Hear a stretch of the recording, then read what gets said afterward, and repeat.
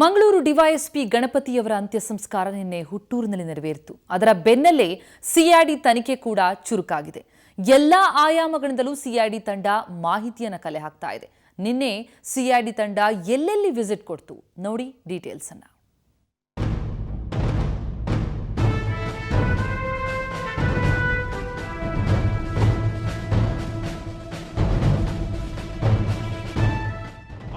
ಆತ್ಮಹತ್ಯೆಗೆ ಶರಣಾಗಿರೋ DYSP MK Ganapati ಅಂತ್ಯ ಸಂಸ್ಕಾರ ನಿನ್ನೆ ನಡೆಯಿತು. ಸ್ವಗ್ರಾಮ ಸೋಮವಾರಪೇಟೆ ತಾಲೂಕಿನ ರಂಗಸಮುದ್ರದ ತೋಟದಲ್ಲಿ ನೆರವೇರಿತು. ಸಕಲ ಸರ್ಕಾರಿ ಗೌರವಗಳೊಂದಿಗೆ ಗಣಪತಿ ಅವರ ಚಿತೆಗೆ ಅಗ್ನಿಸ್ಪರ್ಶ ಮಾಡಲಾಯಿತು.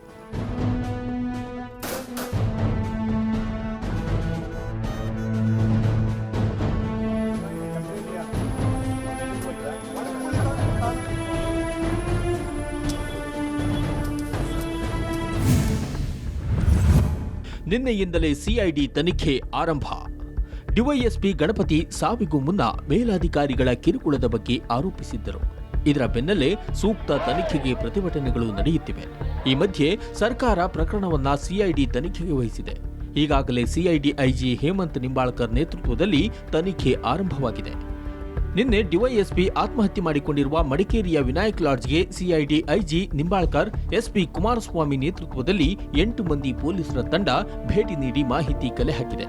ಅಲ್ಲದೆ ಸ್ಥಳದಲ್ಲೇ ಮೊಕ್ಕಾಂ ಹೂಡಿರುವ ತನಿಖಾ ತಂಡ ಇವತ್ತು ಗಣಪತಿ ಕುಟುಂಬ ಭೇಟಿ ಮಾಡಿ ಮಾಹಿತಿ ಪಡೆಯಲಿದೆ. ಈಗ ಸಿಐಡಿ ತಂಡ ಇಲ್ಲಿ ಬಂದಿದೆ. ಎಸ್ಪಿ ಕುಮಾರಸ್ವಾಮಿ ಮತ್ತು ಬಾಕಿ ಎಲ್ಲ ಅಧಿಕಾರಿಗಳು ಇಲ್ಲಿ ನಾವೆಲ್ಲರೂ ಬಂದಿದ್ದೀವಿ.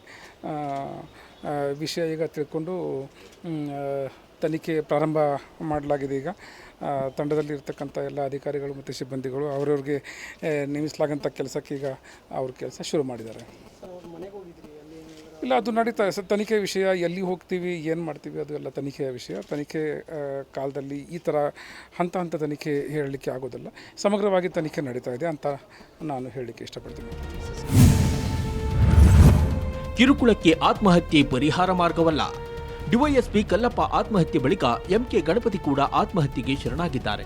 ಎರಡೂ ಪ್ರಕರಣಗಳಲ್ಲಿ ಕಿರುಕುಳ ಕಾರಣ ನೀಡಲಾಗಿದೆ. ಇದಕ್ಕೆ ಮಾಜಿ ಡಿವೈಎಸ್ಪಿ ಅನುಪಮಾ ಶೆಣೈ ಪತ್ರವೊಂದನ್ನು ಬರೆದಿದ್ದಾರೆ.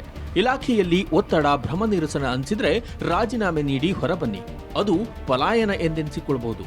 ಆದರೆ ಹೀಗೆ ಆತ್ಮಹತ್ಯೆ ಮಾಡಿಕೊಂಡ್ರೆ ನಷ್ಟಕ್ಕೆ ಒಳಗಾಗುವುದು ನಿಮ್ಮ ಕುಟುಂಬ ಎಂದು ಪೊಲೀಸರಿಗೆ ಕಿವಿಮಾತು ಹೇಳಿದ್ದಾರೆ.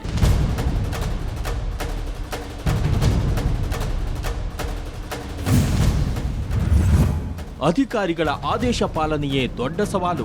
ಇನ್ನು ಹಿರಿಯ ಅಧಿಕಾರಿಗಳ ಕಾನೂನು ಬಾಹಿರ ಆದೇಶ ಪಾಲನೆಯೇ ದೊಡ್ಡ ಸವಾಲಾಗಿದೆ ಎಂದು ಫೇಸ್ಬುಕ್ನಲ್ಲಿ ಡಿಐಜಿ ರೂಪಾ ಡಿ ಮೌದ್ಗಿಲ್ ಕೂಡ ಸ್ಟೇಟಸ್ ಒಂದನ್ನು ಹಾಕಿದ್ದಾರೆ. ಸದ್ಯದ ಪರಿಸ್ಥಿತಿಯಲ್ಲಿ ಈ ಸ್ಟೇಟಸ್ ಪ್ರಾಮುಖ್ಯತೆ ಪಡೆದುಕೊಂಡಿದೆ.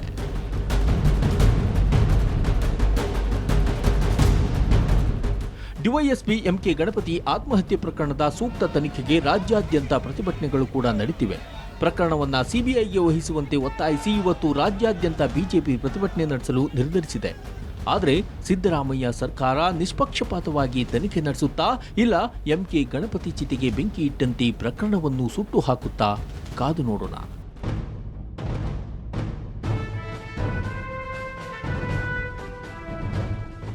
ಬ್ಯೂರೋ ರಿಪೋರ್ಟ್, ಸುವರ್ಣ ನ್ಯೂಸ್.